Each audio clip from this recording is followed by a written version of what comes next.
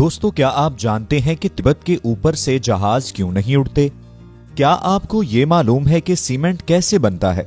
या क्या आप जानते हैं कि फांसी देने से पहले जल्लाद कैदी के कान में क्या कहता है? अगर इन सब सवालों के जवाब आप नहीं जानते तो कोई बात नहीं, आज ये वीडियो देखने के बाद आप ये जवाबात जान जाएंगे। जी हाँ दोस्तों, इस वीडियो में हम आपको बताने वाले हैं चंद ऐसे चौंका देने वाले फैक्ट्स के बारे में जिनको जानकर आप हैरान जरूर होंगे। तो आइए दोस्तों देखते हैं वो कौन से ऐसे फैक्ट्स हैं। Fact number 1। दोस्तों, हम सब जानते हैं कि केले में बीज मौजूद नहीं होते, मगर क्या आपने कभी ये सोचा है कि बीजों के बगैर केले का दरख्त उगता कैसे है?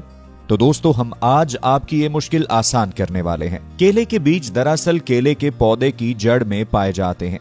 एक पौधे में 3 से 5 बीज निकलते हैं जो किसान निकालकर फिर से बो देते हैं, जिससे दोबारा केले का पेड़ उगता है। क्या आप ये बात जानते थे? अगर नहीं जानते थे तो दोस्तों हम यकीनन आपकी मालूमात में इजाफा करने का बायस बने हैं। Fact number 2। दोस्तों, क्या आपको ये मालूम है कि साइंसदान 2 सैयारों के दरमियान मौजूद फासले को कैसे मापते हैं? जैसे हमारी जमीन की सूरज या मरीख से दूरी। आपको ये जानकर हैरानी तो होगी, मगर दोस्तों मॉडर्न हिस्ट्री में आज से 400 साल कबल इंसान इस फासले को मापने में कामयाब हो गया था। जी हाँ दोस्तों, सन 1653 में साइंटिस्ट क्रिस्टेन हैगन ने जमीन और सूरज के दरमियान की दूरी को माप लिया था, और इस दूरी को मापने के लिए उन्होंने मदद ली थी एक दूसरे सैयारे ज़हरा यानी वीनस की। हमारी जमीन, सूरज और वीनस के दरमियान बनने वाली मुसल्लस के जाविये यानी एंगल्स जानने के लिए उन्होंने वीनस के फेजेस का मुताला किया, और अपनी कैलकुलेशन के हिसाब से उन्होंने ये दूरी 15.2 करोड़ किलोमीटर बताई। लेकिन दोस्तों, सैयारों के दरमियान दूरी मापने का सबसे ज्यादा credit Italian mathematician Giovanni Cassini को जाता है, जिनके एजाज में कैसिनी स्पेस प्रॉब के नाम पर एक प्रॉब भी भेजा जा चुका है। इनका पूरा नाम जियोवानी डोमिनिको कैसिनी था, और ये 1625 में इटली में पैदा हुए थे। कैसिनी ने पैरालैक्स की मदद से मरीख और जमीन के दरमियान मौजूद दूरी को मापा, लेकिन जमीन और सूरज के दरमियान मौजूदगी को मापने के लिए हम पैरालैक्स का इस्तेमाल नहीं कर सकते। खैर दोस्तों, आज हमारे पास रेडार टेक्निक मौजूद है और हम जमीन से किसी भी चीज की दूरी को आसानी से माप सकते हैं, और इसके लिए हम रेडार सिग्नल जमीन से उस सैयारे तक भेजते हैं, और जब ये रेडार सिग्नल वापस आता है तो सिग्नल के जाने और फिर वापस आने में लगने वाले वक्त से हम दूरी माप लेते हैं। दोस्तों, इन सिग्नल्स की रफ्तार बिजली की रफ्तार के बराबर होती है, इसलिए किसी भी चीज से अपनी जमीन की दूरी बहुत आसानी और बहुत कम वक्त में हम नाप सकते हैं। और आपको ये जानकर भी हैरत होगी कि मिसाइल्स में भी रेडार टेक्नोलॉजी ही इस्तेमाल की जाती है। Fact number 3। ये बात सुनकर शायद आप यकीन ना करें, लेकिन दोस्तों क्या आप जानते हैं कि तिब्बत के ऊपर से कभी कोई भी जहाज नहीं उड़ता? लेकिन इससे पहले कि हम आपको इसकी वजह बताएं, हम आपको बताना चाहते हैं तिब्बत के बारे में कुछ दिलचस्प बातें। दोस्तों, तिब्बत चीन का एक खुद मुख्तार खित्ता है। ये इंतहाई बुलंद पहाड़ियों के दरमियान गिरा हुआ है और इसकी आबादी भी बहुत कम है। तिब्बती पेटारिया प्लेटो दुनिया में सबसे ऊंची जगह है और तिब्बत को रूफ ऑफ द वर्ल्ड भी कहा जाता है। तिब्बत में मौजूद पहाड़ भी दुनिया के बुलंद तरीन पहाड़ माने जाते हैं। कमर्शियल फ्लाइट्स के लिए औसतन ऊंचाई 8000 मीटर है, मगर तिब्बत में मौजूद 8000 मीटर ऊंचे पहाड़ फ्लाइट्स के लिए एक दीवार बनकर खड़े रहते हैं। तिब्बत के ऊपर जहाज ना उड़ाने की एक दूसरी वजह हाई एवरेज एलिवेशन है। हम सभी जानते हैं कि हमारे एटमॉस्फेयर की 4 मुख्तलिफ तहें हैं, और इनमें हमारी जमीन के सबसे करीब मौजूद तह ट्रोपोस्फेयर है, जो जमीन की सतह से तकरीबन 7 मील ऊपर तक जाती है, जबकि हिमालय की औसत ऊंचाई 5 मील है, जिसकी वजह से तिब्बत हमारे एटमॉस्फेयर के ऐसे हिस्से में मौजूद है जहां एक तह दूसरी तह से मिलती है। हवाई जहाज आमतौर पर ट्रोपोस्फेयर में ही उड़ते हैं और स्ट्रेटोस्फेयर में तब तक नहीं जाते जब तक उनके पास ऑक्सीजन की वाफिर मिकदार मौजूद ना हो। तिब्बत के ऊपर उड़ने के लिए हवाई जहाजों को बहुत ज्यादा मिकदार में ऑक्सीजन चाहिए, जो अभी तक मुमकिन नहीं हो सका, और यही वजह है कि एयरलाइन कंपनीज तिब्बत के ऊपर से उड़ान भरने पर तैयार नहीं होती। Fact number 4। दोस्तों, क्या आप जानते हैं कि मकान और दुकान की तामीर में इस्तेमाल होने वाला निहायत अहम जुज यानी सीमेंट किस चीज से बनता है? अगर आपको ये नहीं पता तो इस वीडियो को देखकर आप जान जाएंगे। दोस्तों, सीमेंट कैल्शियम, सिलिकॉन, लोहा और एल्यूमिनियम को एक खास मिकदार में मिक्स कर बना हुआ एक केमिकल मिक्सचर होता है। सीमेंट बनाने के लिए इन कच्चे केमिकल्स को सीमेंट बनाने वाली मशीनों में गर्म करके पाउडर की शक्ल में लाया जाता है। फिर जब इस पाउडर में पानी मिलाया जाता है तो ये कठोर हो जाता है, जिसे हम सीमेंट कहते हैं। सीमेंट की बहुत सी किस्में होती हैं, लेकिन आमतौर पर इस्तेमाल होने वाला सीमेंट पोर्टलैंड सीमेंट होता है, जिसमें पानी मिलाकर उसे इस्तेमाल किया जाता है। Fact number 5। दोस्तों, हम सभी जानते हैं कि ओटीपी की शॉर्ट फॉर्म है वन टाइम पासवर्ड, लेकिन ये जानकर आप हैरतजदा हो जाएंगे कि ओटीपी अमेरिका में $60,000 के फ्रॉड के बाद एक सिक्योरिटी फीचर के रूप में सामने। दरअसल 2008 में अमेरिका के एक वकील के बैंक अकाउंट से किसी ने $60,000 निकाल लिए थे।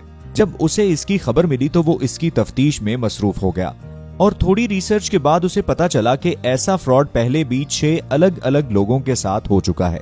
ये काम एक जापानी लड़के का था।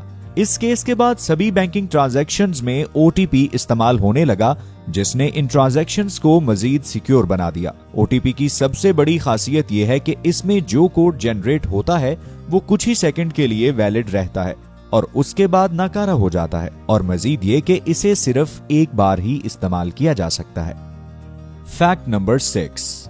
दोस्तों, क्या आप जानते हैं कि लैंडिंग के वक्त हवाई जहाज की लाइट्स को कम कर दिया जाता है, और ऐसा करने के पीछे भी एक वजह है। आपने अक्सर महसूस किया होगा कि जब हम अंधेरे कमरे से निकलकर रोशनी वाले कमरे में जाते हैं तो थोड़ा वक्त हमारी आंखों को एडजस्ट करने में लग जाता है, और बहुत ज्यादा रोशनी से अंधेरे कमरे में जाने पर भी हमें एक सेकंड के लिए सब कुछ दिखाई देना बंद हो जाता है। जहाज की लैंडिंग और टेक ऑफ के वक्त जहाज की लाइट्स को कम कर दिया जाता है, और ऐसा इसलिए किया जाता है ताकि अगर लैंडिंग या टेक ऑफ के वक्त जब प्लेन क्रैश होने का खतरा सबसे ज्यादा होता है, अगर प्लेन में इमरजेंसी एग्जिट करनी हो तो इससे पहले ही मुसाफिरों की आंखें लाइट में एडजस्ट हो जाएं और वो आसानी से इमरजेंसी एग्जिट की पहचान कर लें। Fact number 7। दोस्तों, आपने सुन रखा होगा कि जब किसी भी कैदी को फांसी दी जाती है तो उस वक्त जल्लाद उस कैदी के कान में कुछ कहता है। आपके दिमाग में ये क्यूरियोसिटी ने कई दफा जन्म लिया होगा कि आप जाने कि वो कौन सी बात है जो कैदी के कान में वो जल्लाद कहता है। तो दोस्तों, हम आज आपकी इस क्यूरियोसिटी को भी दूर कर देते हैं। फांसी देने से पहले जल्लाद कैदी के कान में आहिस्ता से माफी मांगता है और कहता है कि मुझे माफ कर दो, मैं मजबूर हूँ। जल्लाद के ये बात कहते ही कैदी को फांसी दे दी जाती है। अगर मरने वाला कैदी हिंदू होता है तो जल्लाद उसे राम राम बोलता है, और अगर मरने वाला कैदी मुसलमान हो तो जल्लाद उसको आखिरी सलाम भी करता है। Fact number 8। दोस्तों, वैसे तो रोने का मतलब आंसुओं का बहना होता है, लेकिन क्या ऐसा भी हो सकता है कि कोई रोए और उसको आंसू ना आए? जी हाँ, ऐसा भी हो सकता है। एक नौमौलूद बच्चा जब रोता है तो उसके आंसू नहीं निकलते, और ऐसा उसके पैदा होने के 2 से 3 हफ्तों तक हो सकता है, क्योंकि उस उम्र तक उसके लैक्रिमल ग्लैंड यानी आंसू बनाने वाले ग्लैंड्स चालू नहीं हुए होते, और इसी वजह से उसकी आंखों से आंसू नहीं निकलते। Fact number 9। दोस्तों, मॉडर्न फिजिक्स की मां समझी जाने वाली मादाम क्यूरी का नाम आपने जरूर सुना होगा। उन्हें उनके रेडियो एक्टिव एलिमेंट्स पर किए गए काम, रिसर्च और रेडियम की खोज की वजह से दुनिया भर में एक कामयाब साइंसदान माना जाता है। लेकिन आप शायद इस बात से वाकिफ नहीं हैं कि जिन रेडियो एक्टिव पर वो रिसर्च करती रहीं, वो ही उनकी मौत का सबब बने। जी हाँ, ये एक दर्दनाक कहानी है, क्योंकि रेडियो एक्टिव एलिमेंट्स के बहुत ज्यादा एक्सपोजर की वजह से मैरी क्यूरी एप्लास्टिक एनीमिया नामी एक बीमारी का शिकार हो गई थी, जिसने उनकी जान लेकर ही छोड़ी, और रेडियो रेज ने उनके कपड़ों, फर्नीचर और किताबों को भी काफी नुकसान पहुंचाया था। और अब उनके मरने के लगभग 100 साल बाद भी उनकी चीजें रेडियो एक्टिव हैं और उन्हें एक लेड बॉक्स में रखा गया है, और अगले 1500 साल तक उन्हें ऐसे ही रखा जाएगा। Bonus fact. दोस्तों, ये आखिरी और बोनस फैक्ट स्पेस लवर्स के लिए है। हमें आसमान पर लाखों करोड़ों तारे नजर आते हैं, लेकिन क्या आपको ये पता है कि कायनात का सबसे बड़ा सितारा कौन सा है? अगर आपको नहीं पता तो हम बता देते हैं। वी कैनिस मेजोरिस नाम का ये सितारा हमारी कायनात का सबसे बड़ा सितारा है। और दोस्तों, कमाल की बात यह है कि ये हमारी ही गैलेक्सी मिल्की वे में मौजूद है। ये सितारा सूरज से कम 2000 गुना बड़ा है। ये तारा कैनन मेजर बंडल का हिस्सा है, और इस तारा बंडल में कुल 32 सितारे होते हैं। ऐसी मजीद मालूमाती वीडियोस के लिए हमारे चैनल को सब्सक्राइब करना और बेल के आइकॉन को क्लिक करना मत भूलिएगा।